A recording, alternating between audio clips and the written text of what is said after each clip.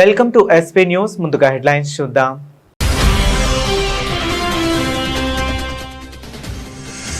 నలభై ఏళ్ల సుదీర్ఘ విరామం తరువాత న్యూజిలాండ్లో భారత ప్రధాని పర్యటన. గాలా లాంచ్లో సరికొత్త చరిత్ర సృష్టించిన మోదీ.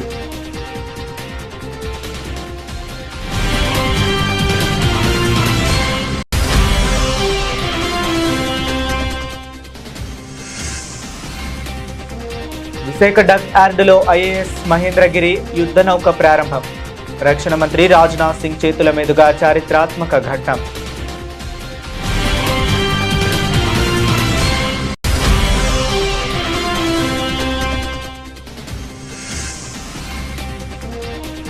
నిందితులకు త్వరితగతిన కస్టడీ ట్రయల్, శిక్షల అమలుపైన పర్యవేక్షణ ఉంటుంది.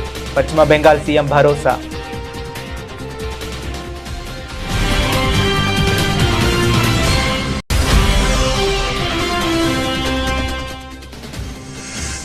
అక్టోబర్ 11న మైసూర్ దసరా మహోత్సవాల గ్రాండ్ ఇనాగ్యురేషన్.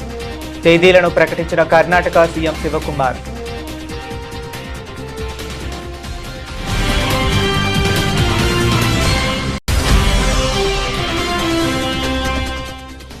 నియోజకవర్గాల పునర్విభజనపై సీఎం రేవంత్ రెడ్డి సంచలన ప్రకటన. వచ్చే ఎన్నికల్లో కాంగ్రెస్ 117 సీట్లు గెలవడం ఖాయమని వెల్లడి.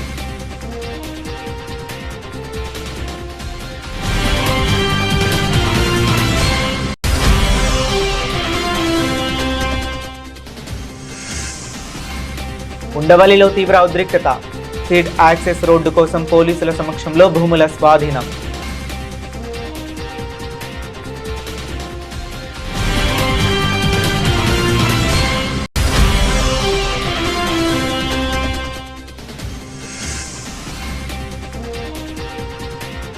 భేషజాలు మానేసి ప్రాజెక్టులపై అవగాహన పెంచుకోండి. సీఎం రేవంత్ రెడ్డికి కేటీఆర్ ఘాటు కౌంటర్.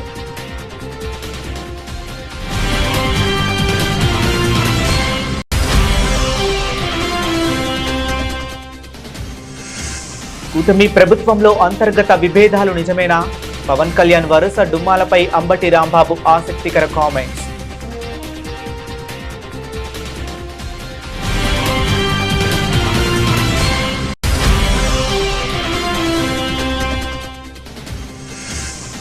షాబాద్ ఆరుగురి ఘోర హత్యల కేసులు వేడిన మిస్టరీ. నిందితులు రాజ్ కుమార్ ఒక్కడే ఈ ఘాతుకానికి పాల్పడినట్లు సిపి వెల్లడి.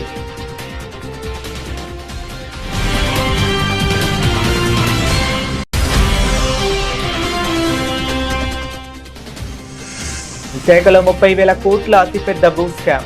సీఎం చంద్రబాబుపై మాజీ మంత్రి గుడివాడ అమర్నాథ్ సంచలన ఆరోపణలు.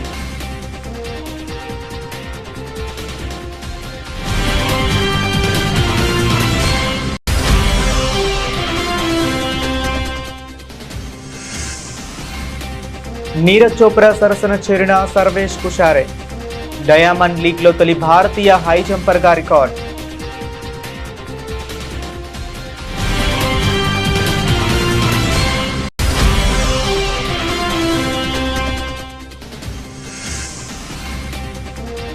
బర్త్డే ప్రియులకు వీకెండ్ శుభవార్త.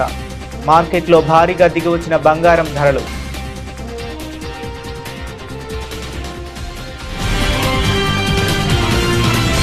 భారత్ న్యూజిలాండ్ దౌత్య సంబంధాలలో ఒక చారిత్రాత్మక మైలురాయి నమోదైంది. దాదాపు 40 సంవత్సరాల సుదీర్ఘ విరామం తర్వాత ఒక భారత ప్రధానమంత్రి న్యూజిలాండ్లో అధికారికంగా పర్యటించారు. ఈ పర్యటనలో భాగంగా ఏర్పాటు చేసిన ప్రతిష్టాత్మక గాలా లాంచ్లో పాల్గొన్న ప్రధాని మోదీ రెండు దేశాల మధ్య ఉన్న మైత్రిపై సంచలన వ్యాఖ్యలు చేశారు.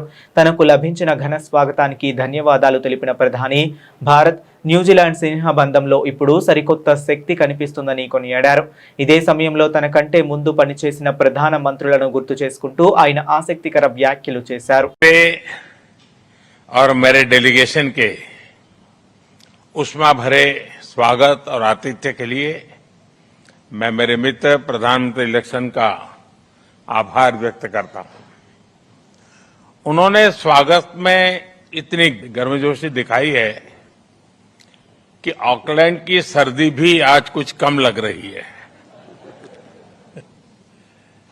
इस यात्रा के दौरान न्यूजीलैंड के लोगों से जो स्नेह और अपनापन मिला है वो हमारे हृदय में हमेशा रहेगा।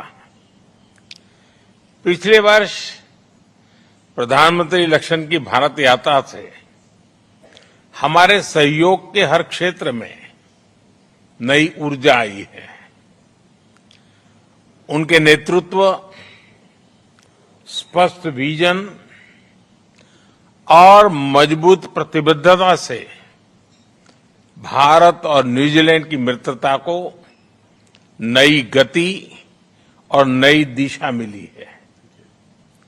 आज 40 वर्षों के बाद भारतीय प्रधानमंत्री की न्यूजीलैंड यात्रा हो रही है और मैं हमेशा कहता हूं कि बहुत सारे अच्छे काम हैं जो मेरे पहले वाले लोग मेरे लिए छोड़ के गए हैं, जो मैं पूरे कर रहा हूं। భారత నౌకాదళ అమ్ముల పొదిలోకి మరో అత్యాధునిక సరది వచ్చి చేరింది. విశాఖపట్నం నేవల్ డాక్ యార్డ్ వేదికగా జరిగిన చారిత్రాత్మక కమిషనింగ్ వేడుకలో ప్రతిష్టాత్మక యుద్ధ నౌక ఐఎన్ఎస్ మహేంద్రగిరి ఈ రక్షణ శాఖ మంత్రి రాజ్నాథ్ సింగ్ అధికారికంగా భారత నౌకాదళంలో చేర్చారు. ఈ సందర్భంగా సముద్ర భద్రతపై రక్షణ మంత్రి చేసిన వ్యాఖ్యలు ఇప్పుడు శత్రు దేశాల గుండెల్లో వణుకు పుట్టిస్తున్నాయి. ఐఎన్ఎస్ మహేంద్రగిరి యుద్ధ నౌకలో ప్రపంచంలోనే అత్యంత వేగవంతమైన బ్రహ్మోస్ సర్ఫేస్ టు సర్ఫేస్ భూతలం నుంచి భూతలానికి ప్రయోగించే క్షిపణిని అమర్చవచ్చని ఆయన సంచలన ప్రకటన చేశారు. సముద్రంలో ఎక్కడైనా సరే తిష్ట వేసి మన దేశ సార్వభౌమత్యాన్ని ప్రయోజనాలకు కాపాడడంలో ఈ యుద్ధ నౌక తిరుగులేని శక్తిగా నిలుస్తుందని రక్షణ మంత్రి స్పష్టం చేశారు. और सबसे महत्वपूर्ण बात, यह एक ब्लू वाटर शिप है, यानी यह केवल तट के पास ही नहीं बल्कि दूर और गहरे महासागरों में हफ्ते तक भारत की समुद्री हितों की रक्षा कर सकता है। यानी हमारे देश भारत ने अब तक समुद्र के माध्यम से अपनी दिशा तय की है और अब हमारा देश समुद्र की दिशा तय करने की क्षमता भी अपने अंदर विकसित कर रहा है। और साथियों, आईएनएस महेंद्रगिरी का क्रेस्ट भी अपने आप में एक गहरा संदेश देता है। इसके क्रेस्ट पर महेंद्रगिरी पर्वत के शिखर पर विराजमान गोशाक यानी बाज का चित्र अंकित है और यह गोशाक पक्षी अपनी तेज दृष्टि, अद्भुत धैर्य और सही समय पर निर्णायक प्रहार करने की क्षमता के लिए जाना जाता है। समुद्र में भी एक वारशिप से यही अपेक्षा होती है, वह हर समय अलर्ट रहे, दूर तक देख सके, हर परिस्थिति का सही आकलन करे और आवश्यकता पड़ने पर निर्णायक कार्रवाई करने में भी वह सक्षम हो। यह क्रेस्ट अपने आप में आईएनएस महेंद्रगिरी की कैपेबिलिटी का प्रतीक है। साथियों, आईएनएस महेंद्रगिरी की सबसे बड़ी विशेषताओं में से एक यह भी है कि इसमें 75% से अधिक इंडिजिनस कंटेंट का उपयोग किया गया है। यह आंकड़ा भारत की डिजाइन कैपेबिलिटी, मैन्युफैक्चरिंग एक्सीलेंस और डिफेंस इकोसिस्टम की बढ़ती हुई ताकत का यह प्रमाण है, ऐसा मैं मानता हूं। साथियों, आईएनएस महेंद्रगिरी में हमारे BrahMos surface to surface missile fit हो सकती है, जो दुनिया की सबसे तेज और सबसे घातक क्रूज मिसाइल्स में से एक है और इसमें मल्टी फंक्शन राडार के साथ long range surface to air missiles का कॉम्बिनेशन है। పశ్చిమ బెంగాల్లోని బారు ఈపూర్లో జరిగిన అమానుష అత్యాచారం హత్య ఘటన దేశవ్యాప్తంగా తీవ్ర కలకలం రేపుతుంది. ఈ నేపథ్యంలో పశ్చిమ బెంగాల్ ముఖ్యమంత్రి సువేందు బాధితురాలి నివాసానికి వెళ్లి వారి కుటుంబ సభ్యులను పరామర్శించారు. తీవ్ర శోక సంద్రంలో ఉన్న ఆ కుటుంబానికి న్యాయం చేస్తామని ఈ సందర్భంగా ముఖ్యమంత్రి గట్టి భరోసా ఇచ్చారు. నిందితులపై కస్టడీ విచారణ అత్యంత వేగంగా జరిగేలా చూస్తానని, వారికి పడే శిక్షల అమలు ప్రక్రియను స్వయంగా ముఖ్యమంత్రి కార్యాలయం నుంచే తాను పర్యవేక్షిస్తానని బాధితురాలి కుటుంబానికి సీఎం సువేందు అధికారి హామీ ఇచ్చారు. দেখুন, প্রথমে এই একরত্তি বাচ্চা মেয়েটিকে যেভাবে নৃশংসভাবে শারীরিক নির্যাতন করে নৃশংস অমানবিক খুন করা হয়েছে, তার পরিবার প্রথম দিন থেকে মুখ্যমন্ত্রী এবং পুলিশকে সাহায্য করেছে, আমাদের কথা শুনেছে। আমরা পরিবারের প্রতি কৃতজ্ঞ। আমি প্রথম ইনসিডেন্টের দিন ফোনে কথা বলেছি, টুইসডে ফিজিক্যালি মিট করেছি ওনাদের সঙ্গে বারুইপুর এসপি অফিসে। স্পেসিফিক 4 জনের নামে ওরা অভিযোগ দিয়েছিলেন। 4 জনকেই পুলিশ মানে খুব প্রপারলি এবং কুইকলি অ্যারেস্টেড করেছে। তারা পালিয়েও গেছিল অনেক দূরে দূরে, বসিরহাটে বাংলাদেশ বর্ডার পর্যন্ত চলে গেছিল। পুলিশ এবং এসটিএফ মানে আমাদের বারুইপুর ডিস্ট্রিক্ট পুলিশ এবং STF under the guidance of the DGP properly তারা করেছেন। এটা তো 1 নম্বর। দ্বিতীয় নম্বর হচ্ছে বাকি যা ইনসিডেন্ট ঘটেছে আপনারা জানেন, ওই পার্টে আমি যাব না, ওটা সিআইডি ইনভেস্টিগেশন হচ্ছে। আমি ওই পার্টে কোনো কমেন্ট করব না।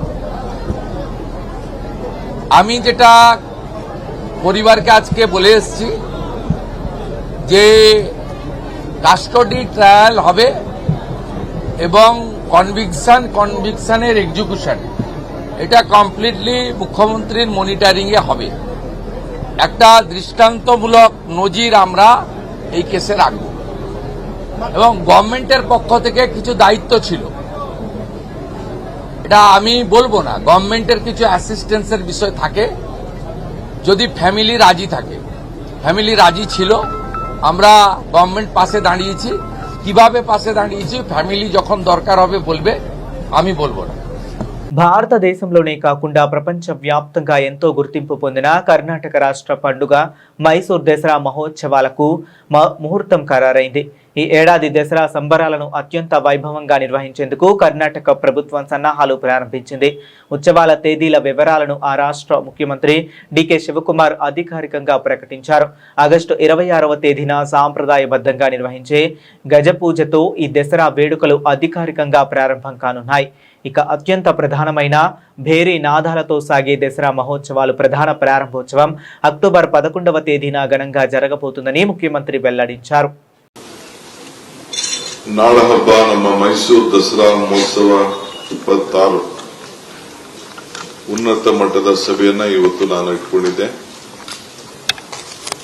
ಬಹುತೇಕ ಎಲ್ಲ ಶಾಸಕರು ಕೂಡ, ಮಂತ್ರಿಗಳು, ಡಾಕ್ಟರ್ ಪರಮೇಶ್ವರ್ ಅವರು, ಜಾರ್ಜ್ ಅವರು, ಎಲ್ಲ ಶಾಸಕರು ಕೂಡ ಎಲ್ಲ ಪಕ್ಷ ಎಲ್ಲ ಬಿಟ್ಟು ಒಗ್ಗಟ್ಟಿನಿಂದ ದಸರಾ ಯಾವ ರೀತಿ ಒಂದು ಪರಂಪರೆಯನ್ನ ನಾಡಹಬ್ಬ ಆಚರಣೆ ಮಾಡ್ತೀವಿ ಆ ರೀತಿ ಮಾಡೋದು ಅನ್ನೋದು ತೀರ್ಮಾನವನ್ನ ಮಾಡಿದ್ದೇವೆ. ಸೊ ಒಟ್ಟಾರೆ ಈ ವರ್ಷದ ದಸರಾ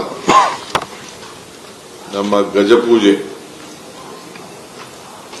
26 ಆಗಸ್ಟ್ 26 10 ಗಂಟೆಗೆ ನಡೆಸಲು ಈಗಾಗಲೇ ನಮ್ಮ ಜಿಲ್ಲಾಧಿಕಾರಿಗಳು ಧಾರ್ಮಿಕವಾಗಿ ಎಲ್ಲ ಸಂಪ್ರದಾಯದಂತೆ ಎಲ್ಲ ವಿಚಾರಿಸಿ ಸರ್ಕಾರಕ್ಕೆ ವರದಿಯನ್ನು ಕೊಟ್ಟಿದ್ದಾರೆ. ದಸರಾ ಮಹೋತ್ಸವದ ಉದ್ಘಾಟನೆಯನ್ನ ಅಕ್ಟೋಬರ್ 11ನೇ ತಾರೀಕು ಬೆಳಿಗ್ಗೆ 11:50 ದಿನಾಂಕವನ್ನು ನಿಗದಿ ಮಾಡಲಾಗಿದೆ. తెలంగాణ రాజకీయాల్లో ముఖ్యమంత్రి రేవంత్ రెడ్డి చేసిన వ్యాఖ్యలు ఒక్కసారిగా ప్రకంపనలు సృష్టిస్తున్నాయి. రాష్ట్రంలో రాబోయే అసెంబ్లీ ఎన్నికలు, నియోజకవర్గాల పునర్విభజనపై సీఎం రేవంత్ రెడ్డి అత్యంత సంచలన అంచనాలను మరియు లెక్కలను తెలంగాణ ప్రజల ముందుకు తీసుకువచ్చారు. భద్రాచలం రాముడి సాక్షిగా ప్రమాణం చేస్తూ రాబోయే ఎన్నికల్లో కాంగ్రెస్ పార్టీ భారీ మెజారిటీతో మళ్లీ అధికారంలోకి రాబోతుందని ధీమా వ్యక్తం చేశారు. తెలంగాణలో రాబోయే రోజుల్లో అసెంబ్లీ సీట్ల సంఖ్య 182కి పెరగబోతుందని, అందులో 117 స్థానాలను కాంగ్రెస్ క్లీన్ స్వీప్ చేయబోతుందని సీఎం రేవంత్ రెడ్డి జోస్యం చెప్పారు. ఈనాడు నేను చెబుతున్న ఎన్నికల జోస్యం 36 నెలల ముందు ఖమ్మం గడ్డ మీద నుంచి నేను చెప్తున్నా. రాబోయే ఎన్నికలు 2029 డిసెంబర్లో జరగవు, 2028 డిసెంబర్లో జరగవు, 2029 మే జూన్ మాసంలో మన శాసనసభ ఎన్నికలు జరుగుతాయి. తెలంగాణ రాష్ట్రంలో ఉన్న 17 పార్లమెంటు సీట్లు 26 పార్లమెంట్లుగా మారుతాయి. 119 ఉన్న శాసనసభ నియోజకవర్గాలు 182కు పెరుగుతాయి. ఈరోజు చెప్తున్నా, 182 శాసనసభ నియోజకవర్గాలలో 117 సీట్ల పైన గెలిచి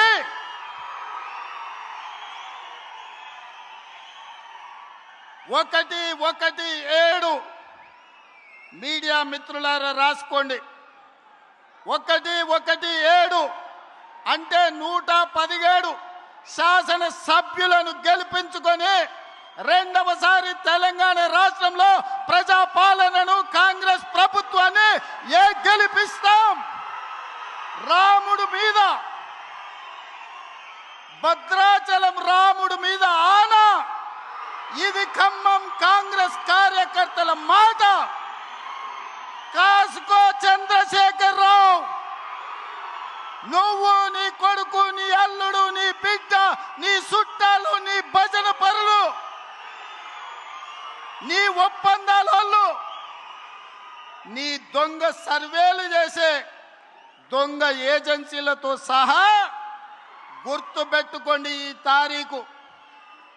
గుంటూరు జిల్లా తాడేపల్లి మండలం ఉండవల్లిలో ఒక్కసారిగా పొలిటికల్ అండ్ లోకల్ హీట్ పెరిగింది. సీడ్ యాక్సెస్ రోడ్డు నిర్మాణానికి భూములు ఇవ్వని రైతుల పొలాలను స్వాధీనం చేసుకునేందుకు అధికారులు రంగంలోకి దిగడంతో అక్కడ తీవ్ర ఉద్రిక్త పరిస్థితులు నెలకొన్నాయి. భారీగా మోహరించిన పోలీసుల సమక్షంలో రెవెన్యూ మరియు సిఆర్డీఏ అధికారులను ల్యాండ్ అక్విజిషన్ ప్రక్రియను చేపట్టారు. మా భూములు మాకు కావాలి, బలవంతంగా లాక్కోవద్దంటూ రైతులు, మహిళలు పొలాల్లోనే బైఠాయించి ఆందోళనకు దిగారు. ఈ క్రమంలో రైతులు, అధికారుల మధ్య తీవ్ర స్థాయిలో వాగ్వాదం, తోపులాట చోటు చేసుకోవడంతో ఉండవల్లి పరిసర ప్రాంతాలు రణరంగాన్ని తలపిస్తున్నాయి. రైతుల నిరసనల మధ్య జేసీబీలను పొలాల్లోకి దించి చేతికొచ్చిన పచ్చని పంటలను ధ్వంసం చేయటం ప్రారంభించారు. దీంతో ఆగ్రహం వ్యక్తం చేసిన రైతులు కోర్టుల్లో కేసులు నడుస్తుండగా తమకు సరైన పరిహారం ఇవ్వకుండా భూములను ఎలా స్వాధీనం చేసుకుంటారంటూ అధికారులను నిలదీశారు. అధికారులకు అండగా పోలీసులు రైతులను బలవంతంగా ఈడ్చి పారేయడంతో ఉద్రిక్తత మరింత తీవ్ర రూపం దాల్చింది. తమ పొట్ట కొట్టవద్దంటూ రైతులు చేస్తున్న ఆందోళనలతో ఉండవల్లిలో ప్రస్తుతం భారీగా పోలీస్ బందోబస్తును కొనసాగిస్తున్నారు.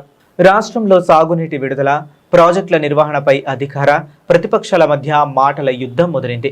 తెలంగాణలో ప్రస్తుతం నెలకొన్న పరిస్థితులపై బీఆర్ఎస్ వర్కింగ్ ప్రెసిడెంట్, మాజీ మంత్రి కేటీఆర్ కాంగ్రెస్ ప్రభుత్వంపై సంచలన విమర్శలు గుప్పించారు. రాష్ట్రంలో కనిపిస్తున్నది కాలం తెచ్చిన కరువు కాదని, అది కేవలం కాంగ్రెస్ ప్రభుత్వం చేతగానితనం వల్ల ఏర్పడిన కృత్రిమ కరువు అని ఆయన అభివర్ణించారు.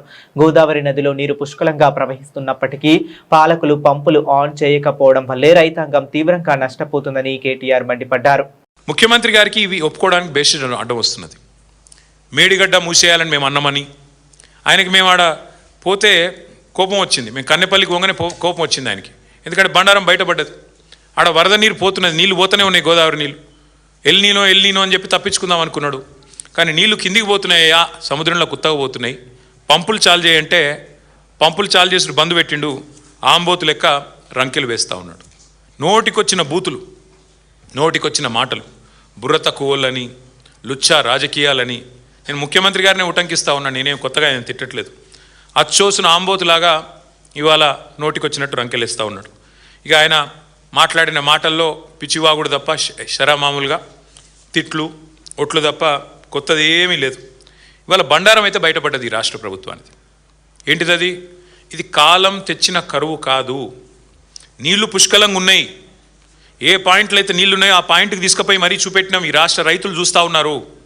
మమ్మల్ని అడ్డుకున్నా, అరెస్టు చేసినా అక్కడ దాకా పోయినాం. 7 గంటలు ప్రయాణం చేసి పోయినాం. పోయి చూపెట్టినాం. ఇగో నీళ్లు 1,00,000 క్యూసెక్కులు నీళ్లు కిందికి పోతున్నాయని చూపెట్టినాం. 1,00,000 క్యూసెక్కులు అంటే 9 టీఎంసీలు. 9 టీఎంసీలు రోజుకి 9 టీఎంసీలు కిందికి వృధాగా పోతూ ఉన్నాయి. 9 టీఎంసీలలో కేవలం నువ్వు లిఫ్ట్ చేయాల్సింది 2 టీఎంసీలే. ఆ 2 టీఎంసీలు వచ్చే 100 రోజులు నువ్వు లిఫ్ట్ చేస్తే అన్ని రిజర్వాయర్లు ఎస్ఆర్ఎస్పితో సహా, మిడ్ మానేరుతో సహా, లోవర్ మానేరుతో సహా మొత్తం గోదావరి సిస్టంలో ఉండే మల్లన్న సాగర్, కొండపోచమ్మ సాగర్, రంగనాయక సాగర్, అన్నపూర్ణ, మలక్పేట, బస్వాపూర్ అన్ని నింపొచ్చు.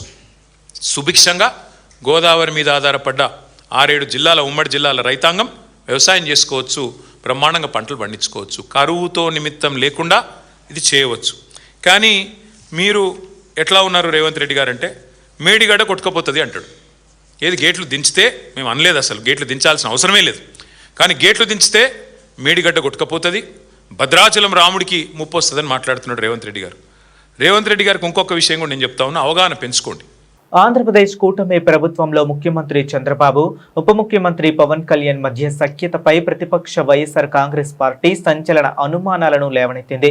నిన్న జరిగిన కేబినెట్ సమావేశాలకు జనసేన అధినేత పవన్ కళ్యాణ్ హాజరు కాకపోవడంపై మాజీ మంత్రి, వైఎస్ఆర్సీపీ సీనియర్ నేత అంబటి రాంబాబు ఆసక్తికర వ్యాఖ్యలు చేశారు. కేబినెట్ మీటింగ్లో చంద్రబాబు నాయుడు తీసుకుంటున్న ఏకపక్ష నిర్ణయాలు నచ్చకే పవన్ కళ్యాణ్ పదే పదే ఈ సమావేశాలకు డుమ్మా కొడుతున్నారేమో అంటూ అంబటి రాంబాబు అనుమానం వ్యక్తం చేశారు. తర్వాత ఈ కూటమి ప్రభుత్వం అధికారంలోకి వచ్చిన తర్వాత మాత్రం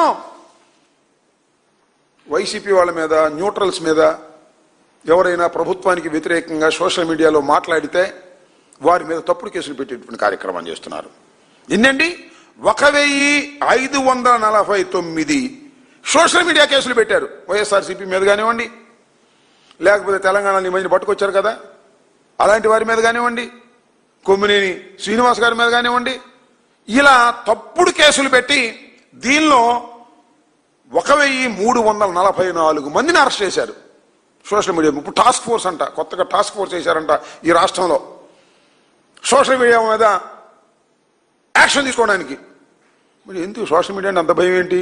మొత్తం టోటల్గా మీడియా మొత్తాన్ని ఆంధ్రప్రదేశ్లో ఉన్నటువంటి TV5, ఈనాడు, ఆంధ్రజ్యోతి, ఇంకా అది మహా టీవీ, అది ఇవన్నీ కలిసి మొత్తం టోటల్గా గిప్పులు పెట్టుకున్నారు. 70%, మోర్ దెన్ 70% రెగ్యులర్ మీడియా మీరు ఏం చెప్తే అదే మాకు వ్యతిరేకంగా చెప్పించడం, లేనిపోని అన్ని దానిలో చెప్పించడం. ఈ సోషల్ మీడియా వచ్చేసింది కదా, సోషల్ మీడియాలో వాస్తవాలు బయటకు వస్తున్నాయి కొన్ని సందర్భాల్లో. మీరేమో నెగిటివ్గా మాకు చెప్పే కార్యక్రమం చేస్తున్నారు. సోషల్ మీడియా అంటే భయం ఇవాళ ఎక్కడ వాస్తవాలు బయటకు వచ్చేస్తున్నాయో అనేటువంటి ఉద్దేశంతో ఇవాళ సోషల్ మీడియా మీద యాక్షన్ తీసుకోవాలనేటువంటి ఉద్దేశంతో మా మీద కేసులు పెట్టడానికి ఒక టాస్క్ ఫోర్సు ఇవన్నీ పెడుతున్నారు. నాకు తెలియకడుతాను ఇన్ని టాస్క్ ఫోర్సులు పెడుతున్నారు, ఇంత అన్యాయం అక్రమం చెప్తున్నారు. దీనికోసం డీజీపీ గారు క్యాబినెట్ సమావేశంలోకి వచ్చి ఆయన ప్రజెంటేషన్ ఇవ్వటం నాకు అర్థం కాల. నేను ఒకటి అడుగుతా ఉన్నా డీజీపీ గారిని, వీళ్ళందరినీ కూడా, ఏమంటే డీజీపీ గారు మీ ఆఫీసు కోతవేడి దూరం, చంద్రబాబు నాయుడు గారి ఆఫీసు కోతవేడి దూరం, రాజధాని ఆల్మోస్ట్ ఆల్ కృష్ణలంకలో గాదే సాయి కృష్ణ అనే వ్యక్తి అతి దారుణంగా లాకప్లో మరణిస్తే దాయడానికి ప్రయత్నం చేశారు. రంగారెడ్డి జిల్లా షాబాద్ మండలంలో ఒకే రాత్రి 6 వ్యక్తులు అత్యంత కిరాతకంగా హత్యకు గురైన ఉదాంతం తెలుగు రాష్ట్రాల్లో తీవ్ర సంచలనం సృష్టించిన సంగతి తెలిసిందే. ఈ ఘోర ఘాతకానికి పాల్పడిన మిస్టరీని సైబరాబాద్ పోలీసులు ఛేదించారు. ఈ హత్యలకు సంబంధించిన పూర్తి వివరాలను Cyberabad police commissioner Tarun Joshi press meet లో వెల్లడించారు. ఈ దారుణ ఘటనలో ఎలాంటి ముఠా లేదా గ్యాంగ్ ప్రమేయం లేదని, నిందితుడు రాజ్ కుమార్ ఒక్కడే అత్యంత క్రూరంగా 6 చంపినట్లు స్పీపీ స్పష్టం చేశారు. నిందితుడి నేర చరిత్రను కూడా ఈ సందర్భంగా కమిషనర్ మీడియాకు వివరించారు.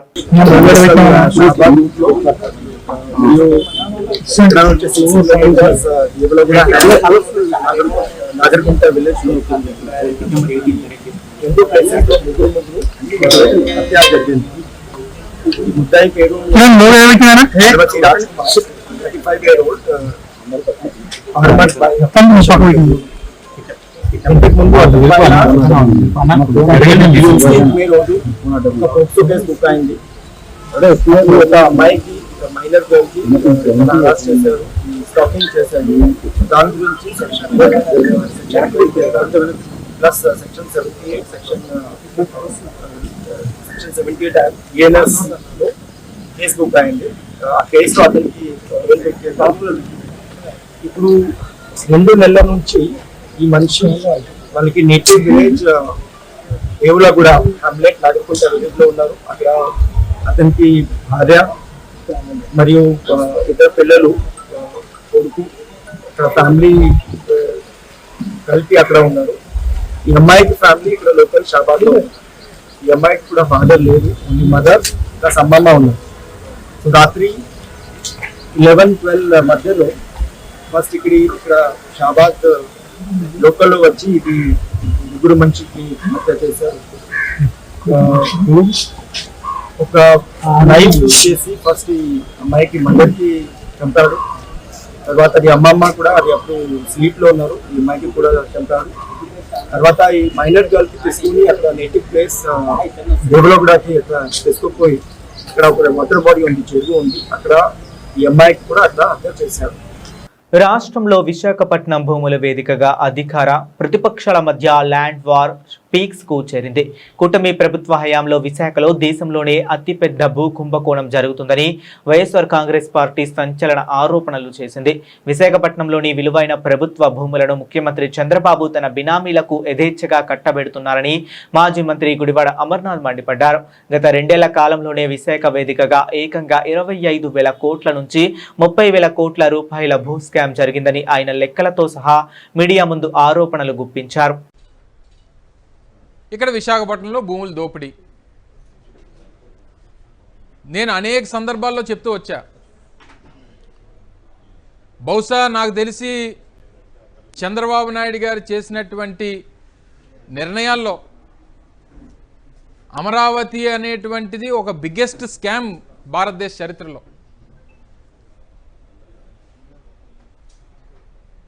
అదే రకంగా విశాఖపట్నంలో గడిచినటువంటి 2.5 సంవత్సరాలుగా 26-27 మాసాలుగా చంద్రబాబు నాయుడు గారు చేసినటువంటి భూముల కేటాయింపు అనేటువంటిది ఇది ఒక బిగ్గెస్ట్ ల్యాండ్ స్కామ్. విశాఖపట్నం అనేటువంటిది విశాఖపట్నంలో భూ కేటాయింపులు ఒక బిగ్గెస్ట్ ల్యాండ్ స్కామ్. ఇది ఈరోజు కాదు, గడిచినటువంటిది ఒక 8 నెలల నుంచి 1 సంవత్సరం నుంచి చెప్తా ఉన్నాం.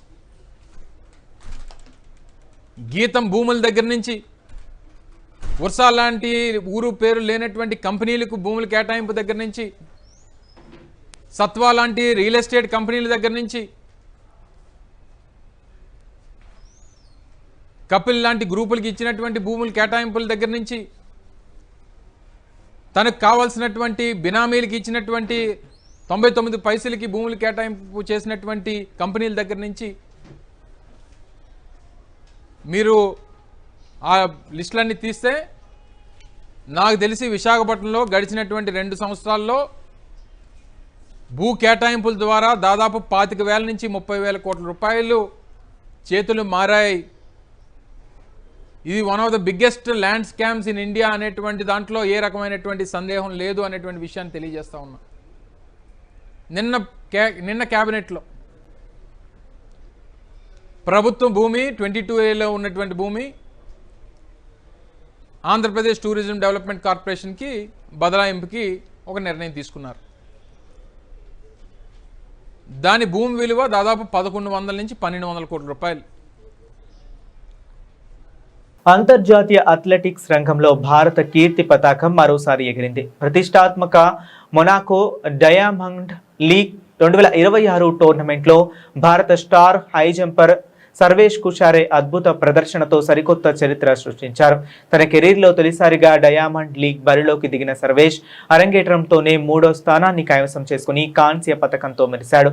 ఈ ఘనతతో డయామండ్ లీగ్ చరిత్రలో టాప్ 3లో నిలిచిన తొలి భారతీయ హై జంపర్గా సరికొత్త రికార్డు నెలకొల్పాడు. అంతేకాదు గతంలో ఈ అరుదైన మైలురాయిని అందుకున్న నీరజ్ చోప్రా, మురళీ శ్రీశంకర్, వికాస్ గౌడల సరసన సర్వేష్ చేరిపోయాడు. 2.12 మీటర్ల నుంచి ప్రారంభించి వరుసగా 2.16, 2.20, 2.23 మరియు 2.26 మీటర్ల ఎత్తును తన మొదటి ప్రయత్నంలోనే క్లియర్ చేసి అందరినీ ఆశ్చర్యపరిచాడు. అయితే 2.28 మీటర్ల ఎత్తును దాటడంతో 3 ప్రయత్నాల్లోనూ విఫలం కావడంతో 3వ స్థానంలో సరిపెట్టుకున్నాడు. ఈ పోటీలో ఉక్రెయిన్కు చెందిన ఒలెహ్ డోర్షుచ్క్ 2.32 మీటర్లతో అగ్రస్థానంలో నిలవగా బ్రిటన్కు చెందిన జాన్ హిమానీ 2వ స్థానాన్ని దక్కించుకున్నాడు. పసిడి ప్రియులకు ఈ వీకెండ్ శుభవార్త అందింది. గత కొద్ది రోజులుగా హెచ్చు తగ్గులకు లోనవుతున్న బంగారం ధరలు ఈరోజు బులియన్ మార్కెట్లో భారీగా దిగివచ్చాయి. అన్ని రకాల క్యారెట్ల పసిడిపై ధరల క్షీణత నమోదు కావడంతో కొనుగోలుదారులకు కొంత ఊరటనిస్తుంది. ప్రముఖ ఫైనాన్షియల్ వెబ్సైట్ గుడ్ రిటర్న్స్ వెల్లడించిన వివరాల ప్రకారం ఈరోజు ఉదయం 11 గంటల సమయానికి హైదరాబాద్ మార్కెట్లో 10 గ్రాముల 24 క్యారెట్ల మేరిమి బంగారంపై 490 రూపాయల మేర ధర తగ్గింది. అలాగే ఆభరణాల తయారీకి ఉపయోగించే 22 క్యారెట్ల బంగారంపై 450 మేర తగ్గుదల కనిపించింది. నేటి తాజా ధరల వివరాలను పరిశీలిస్తే 10 గ్రాముల 24 క్యారెట్ల మేడిమి పసిడి ధర 1,44,330 వద్ద ట్రేడ్ అవుతుంది. అదేవిధంగా కొనుగోలుదారులు ఎక్కువగా ఆసక్తి చూపే 22 క్యారెట్ల 10 గ్రాముల బంగారం ధర 1,32,300 వద్ద కొనసాగుతుంది. ఇక 18 క్యారెట్ల బంగారం విషయానికి వస్తే 10 గ్రాములపై 370 మేర తగ్గి ప్రస్తుతం 1,08,250 వద్ద ట్రేడ్ అవుతుంది. పెళ్లిళ్ల సీజన్ మరియు ఇతర శుభకార్యాల కోసం ఆభరణాలు కొనుగోలు చేయాలనుకునే వారికి ఈ ధరల తగ్గుదల మంచి అవకాశంగా మారుతుంది. బులెటిన్ ముగించే ముందు మరొకసారి హెడ్లైన్స్ చూద్దాం.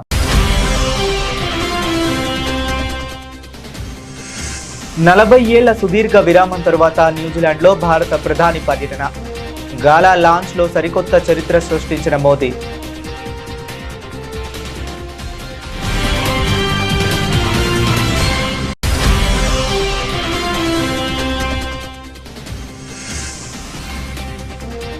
విశాఖ డక్ యార్డులో ఐఏఎస్ మహేంద్రగిరి యుద్ధ నౌక ప్రారంభం. రక్షణ మంత్రి రాజ్నాథ్ సింగ్ చేతుల మీదుగా చారిత్రాత్మక ఘట్టం.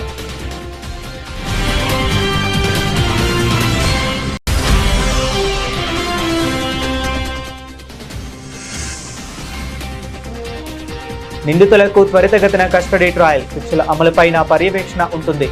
పశ్చిమ బెంగాల్ సీఎం భరోసా.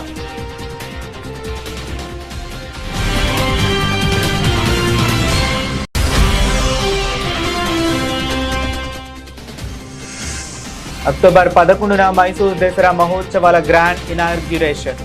తేదీలను ప్రకటించిన కర్ణాటక సీఎం శివకుమార్.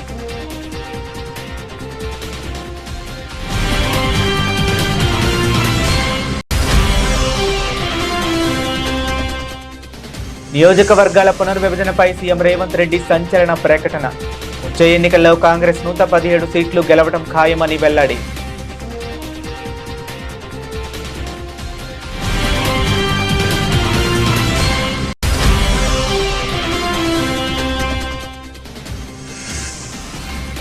ఉండవల్లిలో తీవ్ర ఉద్రిక్తత. సీడ్ యాక్సెస్ రోడ్డు కోసం పోలీసుల సమక్షంలో భూముల స్వాధీనం.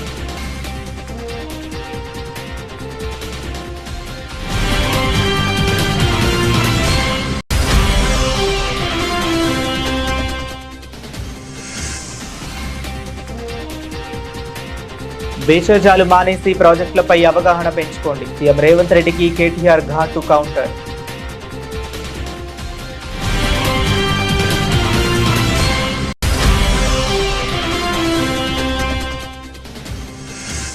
కూటమి ప్రభుత్వంలో అంతర్గత విభేదాలు నిజమేనా? పవన్ కళ్యాణ్ వరుస డుమ్మాలపై అంబటి రాంబాబు ఆసక్తికర కామెంట్స్.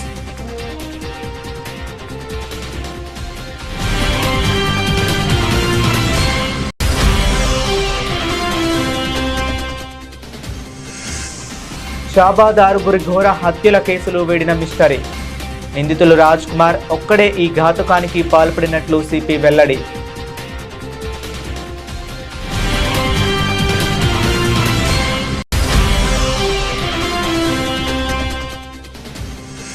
విశాఖలో 30,000 కోట్ల అతిపెద్ద భూ స్కామ్.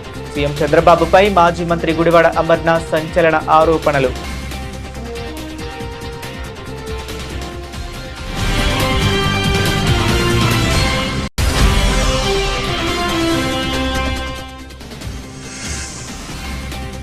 నీరజ్ చోప్రా సరసన చేరిన సర్వేష్ కుషారే. డయామండ్ లీగ్లో తొలి భారతీయ హై జంపర్గా రికార్డ్.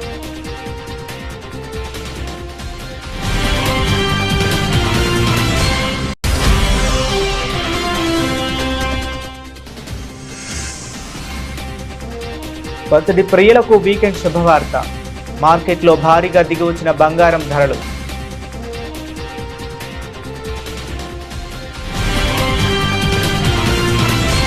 ఇవి ఇప్పటి వరకు ఉన్న అప్డేట్స్. మరిన్ని అప్డేట్స్ కోసం కీప్ వాచింగ్.